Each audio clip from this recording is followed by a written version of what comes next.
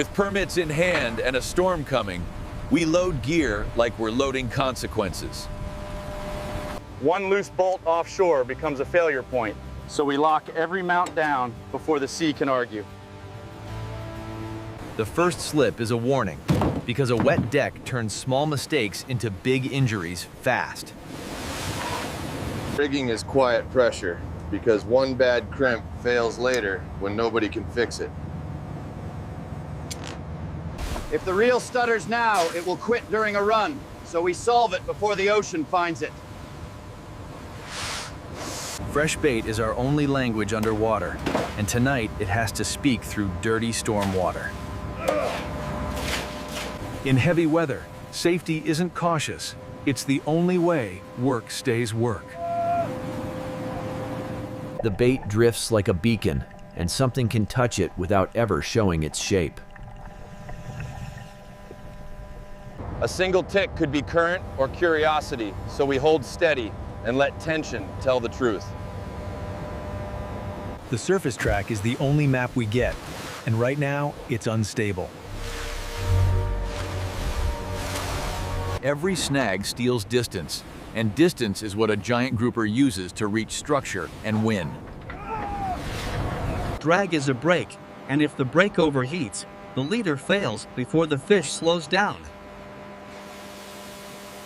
That vibration isn't random, and the next touch could turn into a real take. When the rod loads and holds, everyone stops breathing, because this is how big fights begin. A silt bloom means weight moved, and weight down here usually has a mouth. We clear the deck like a landing zone, because chaos is how gear hurts people. That pull is deliberate, and the next movement will decide whether we hook up or reset again. One clean click is enough to change the night, because it means something big is finally lining up. The first sign isn't a fin, it's fear. And fear means a predator is rising. We stir for line safety because one steel edge can end this before the fish even bites.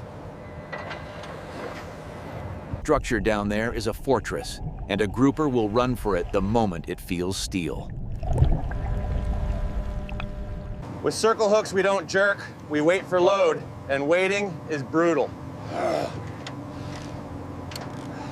It doesn't rush. This fish inspects like it owns the place, because down here it usually does.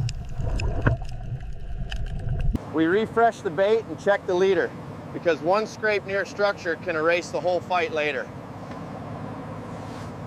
When the swirl moves closer, it means the fish is committing to a line, not just a place. We build backups now, because the next surge could demand an instant swap we won't have time to think through. That near open mouth is a warning, because the next pass could be the one that locks in. Two ticks aren't a hookup, but they tell us the fish is touching the edge of commitment. Bubbles without a splash mean something big turned just under the skin of the sea. When the water clouds like this, the fish is close enough to decide, and we can't rush that decision. We move the bait away from the fortress because if it bites too close, it will dive straight home. It pauses like a judge, and that pause is how you know it's thinking, not feeding. We prepared for heat and shock, because a grouper's first move is usually a brutal dive. That sideways boil is the fish changing position, and now everything has to stay disciplined. That burst is a strike rehearsed, and if the fish hits the bait next, pressure will lock in for real. The reel speaks in clicks, and our job is to let geometry do the hooking, not panic. It's still testing, and every test is at learning how to steal this bait safely. Hardware failing under load is a warning, and fixing it now keeps the fight from collapsing later. The take is soft at first, and soft takes are the ones that punish impatience. We prepare for the moment the rod pins down, because that's when the fish tries to reach rock. We plan the landing early because a giant grouper is too heavy to improvise around in waves. A steady track in a storm feels wrong, and wrong often means the fish is loading up for a dive. Now the fish is committing, and the hook is searching for that one perfect seat. Steady! The load is building, and once it locks in, the grouper will try to bury itself. The hook seats perfectly at the jaw corner, and now the fish's strength transfers straight into our line. Once the rod pins like this, brute force snaps leaders, so we fight with rhythm and control. That speed on the surface is power translated into distance, and distance is what reaches structure. We control space on deck because a tight line under load acts like a moving blade. The first move is exactly what we feared, a dive for home, and now we must stop it without breaking everything. We trade speed for control, because control is the only thing that beats rock.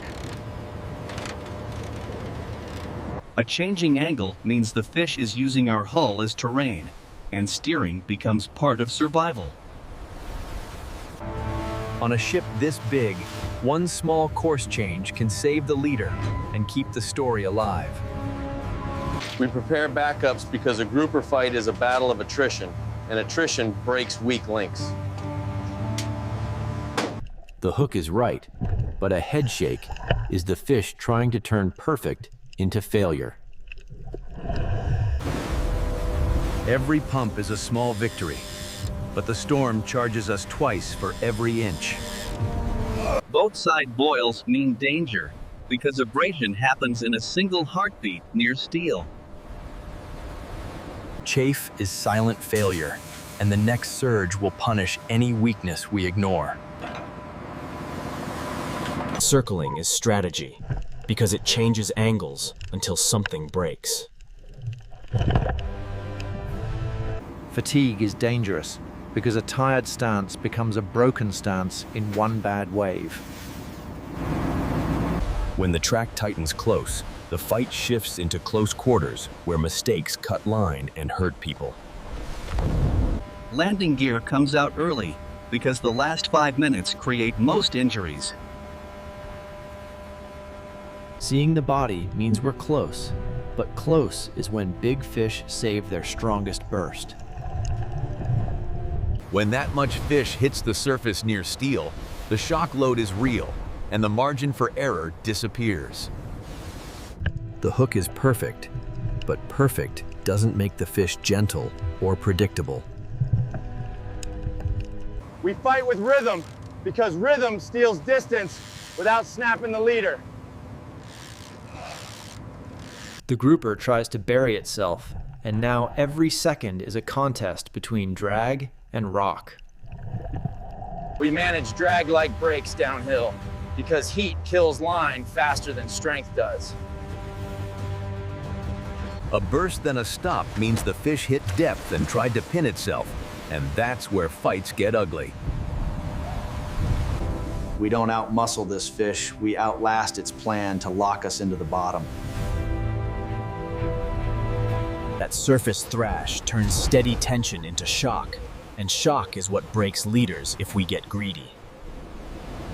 We absorb the hit, then go back to rhythm, because slack is how hooks fall out. Circles mean strategy, because the fish is trying to grind the leader through invisible hazards. Even during the fight, safety stays active, because one slip can end the crew before the fish. Fixing hardware under load is nerve, because letting go is not an option anymore. The fish is trying to twist the system, and we survive by staying smooth instead of fighting the motion.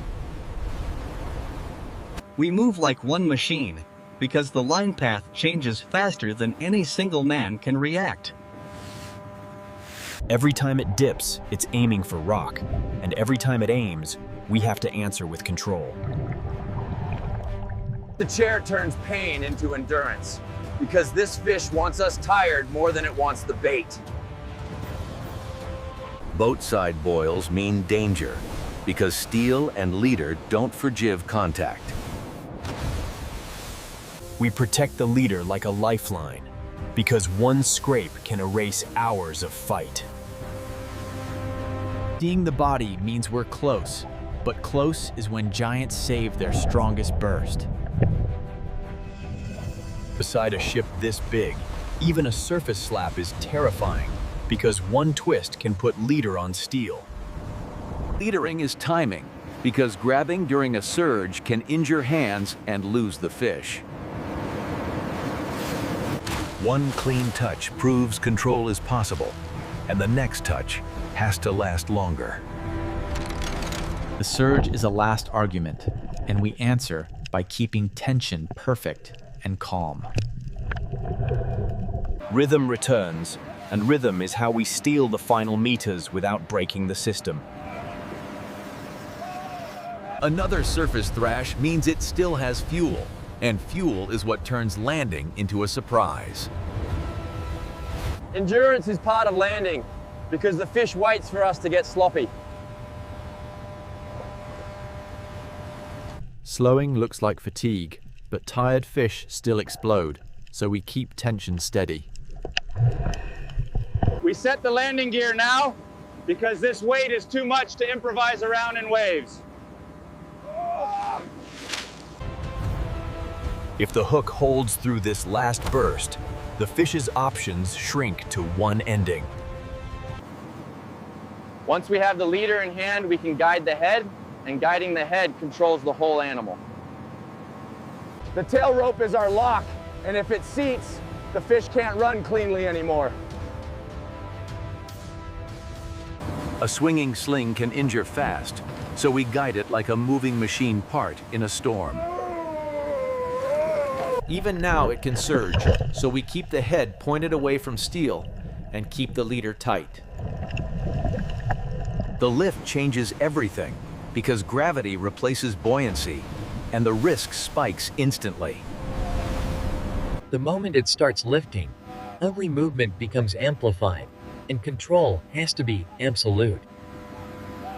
A swinging load is unpredictable, and one impact can cut the leader or break a man's balance. The deck becomes a drum, and every thrash is a hammer blow that can injure anyone too close.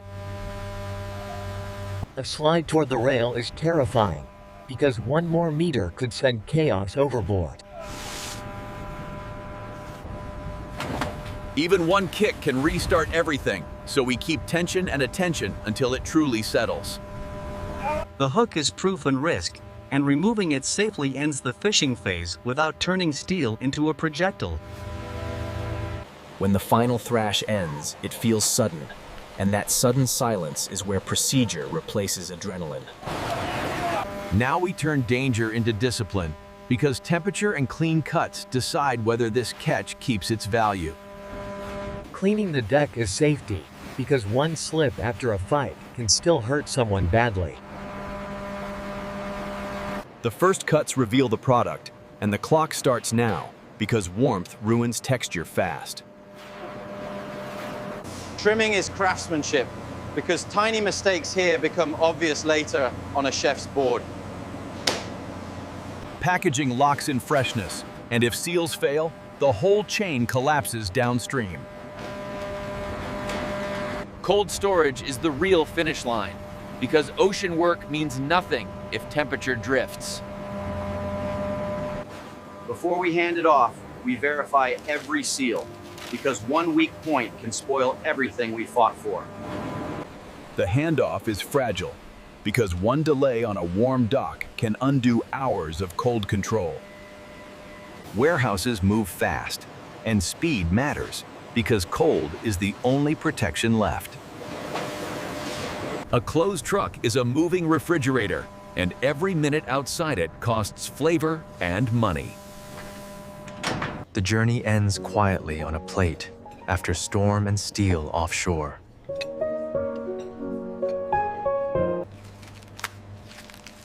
In the kitchen, every earlier decision shows up in the color and the cut. Precision here depends on precision offshore because temperature and handling write the texture. Searing is a freshness test because clean fish browns evenly and stays firm.